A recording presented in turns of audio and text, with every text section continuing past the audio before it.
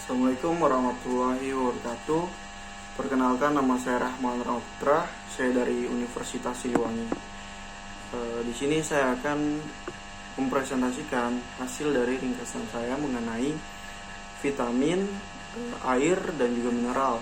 Nah, hal ini termasuk dalam mata kuliah ilmu gizi. Pertama, saya akan menjelaskan vitamin. Vitamin adalah zat organik kompleks dalam jumlah yang sangat banyak. Jumlah yang sangat banyak ini, vitamin berbentuk sangat kecil dan tidak dapat dibentuk oleh tubuh. Vitamin termasuk kelompok ke dalam zat pengatur pertumbuhan dan pemeliharaan tubuh. Vitamin ini dapat rusak karena penyimpanan dan juga pengolahan. Nah, di dalam vitamin terdapat vitamin zat larut. Vitamin yang zat larut ini adalah vitamin A, vitamin D, vitamin E, dan juga vitamin K. Vitamin ini berperan dalam reaksi metabolisme energi, pertumbuhan, dan juga pemeliharaan tubuh.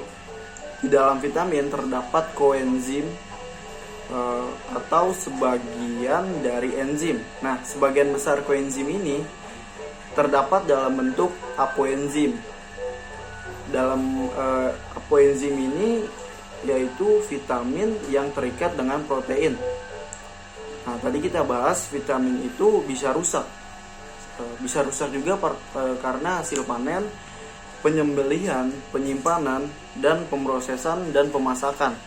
Kenapa sih bisa hilangnya vitamin tersebut? Nah, pada saat panen atau penyimpanan, vitamin akan hilang pada saat penyingkapan. Penyingkapan ini tergantung terhadap udara dan matahari. Kedua, bergantung pada suhu. Yang terakhir, lama penyimpanannya. Nah, lalu pada tahap pemrosesan dan pemasakan, vitamin akan hilang bergantung pada suhu tinggi.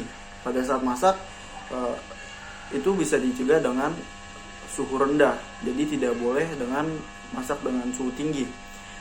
Air rebusan yang dibuang, tekanan udara, dan juga menggunakan alkali. Nah, kehilangan vitamin ini dapat dicegah dengan cara satu, menggunakan suhu yang tidak terlalu tinggi. Kedua, waktu memasak tidak terlalu lama. Ketiga, menggunakan air pemasak sedikit mungkin.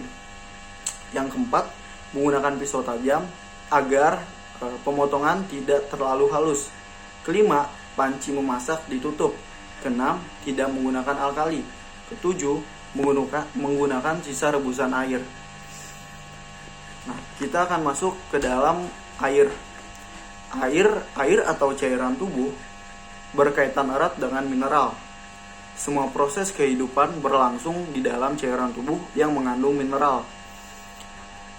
Manusia dapat bertahan hidup tanpa makanan, tapi hanya beberapa hari tanpa air. Dikarenakan 55-60% pada dalam tubuh manusia, bagian utama tubuh manusia adalah air atau cairan tubuh. Nah, fungsi air pada tubuh manusia adalah proses vital tubuh. Pertama adalah pelarut atau alat angkut. Kedua, katalisator. Ketiga, pelumas. Keempat, fasilitator pertumbuhan. Lima, pengatur suhu. Keenam, peredam benturan. Ketidakseimbangan air bila kekurangan dapat menyebabkan dehidrasi. Bila berlebihan menyebabkan intoxikasi air. Nah, cara pengaturan air ini bisa kita rasakan bila mana kita haus atau kekenyangan, dan juga bisa lapar. Nah, kebutuhan air sehari dinyatakan sebagai proporsi yang dikeluarkan tubuh dalam lingkungan rata-rata. Hampir semua makanan mengandung air, baik buah dan sayur, dan juga daging.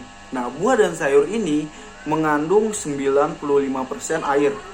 Dan daging ayam atau daging ikan sampai 70 hingga 80% mereka mengandung air. Setelah itu kita akan masuk ke dalam bab mineral. Nah, mineral ini memegang peranan penting dalam pemeliharaan fungsi tubuh, baik pada tingkat sel, jaringan, organ, maupun fungsi tubuh secara keseluruhan.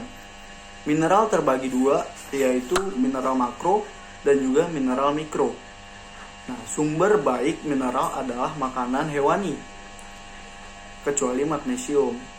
Makanan hewani ini mempunyai ketersediaan biologik lebih tinggi daripada makanan nabati. Jadi dapat disimpulkan bahwa makanan hewani ini lebih banyak mineralnya ketimbang makanan nabati.